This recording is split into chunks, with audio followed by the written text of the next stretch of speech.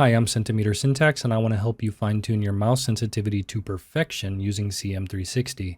CM360 is how many centimeters of mouse movement it takes to do a 360 in-game. So if it takes you 40 centimeters of moving your hand left or right to do a complete 360 in-game, your CM360 would be 40 or 40/360. This means a bigger number is a lower sensitivity and a smaller number is a higher sensitivity. The good thing about CM360 is it can be used for just about any first-person shooter, and it allows you to be very precise. In-game sensitivity settings can be ambiguous.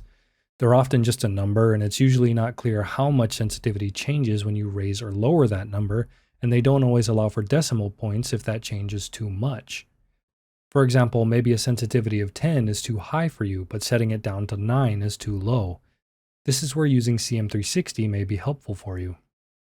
So one thing that may be holding you back from finding sensitivity perfection is the fact that a single step up or down can be a significant amount. In Siege, with the default sensitivity multiplier, which is 0.02, and a DPI of 800, a single notch up or down is a difference of about 10 centimeters or 4 inches of mouse movement. For example, my sense is set to 4 and my DPI is at 800. My CM360 is about 50. 49.87278 to be exact. But if I increase my sense to 5, my CM360 becomes about 40. 10 centimeters or 4 inches of physical mouse movement is a lot for a single step up in sensitivity, and your perfect sense may be somewhere in the middle of that. Now hopefully you understand why CM360 is helpful and you're ready to try using it. The first thing you need to do is find out what your CM360 is. You could do this manually with a ruler on your desk, but I suggest using an online tool like this one. There should be a link top right, but I'll also leave a link in the description.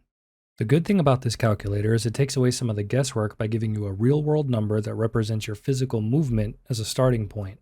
Another good thing is you can workshop this stuff here before you go messing with your computer and game settings. So first, enter all your settings into the calculator. For unit of measure, switch it to virtual and enter your in-game sensitivity setting. Now take note of your hipfire CM360. So let me go back to the example from earlier. Let's say you're playing with your sensitivity at 5, which is a 40/360, and it feels too fast. Setting it down to 4, which is a 50/360, feels too slow.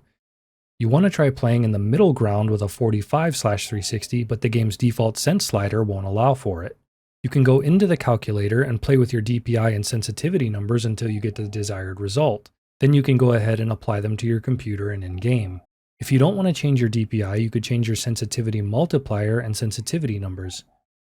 I don't recommend doing this because it could cause issues like forcing you to use very large numbers to get the sense you want, and many games won't count values over a certain number. This is why you often see pros playing with a 400 DPI, because it allows for smaller increments when they're changing sensitivity and they can be more precise with their settings. You do this here first and then try the settings in-game because you're using CM360 as a baseline universal number so you know where to go from there, as opposed to feeling your way through it, randomly trying different combinations of settings and never knowing where you started or how much those settings really change things. So now that you know your hipfire CM360, you can start working on your one-time sight. Many of you watching probably want your hipfire and your one-time sight to be 1-to-1.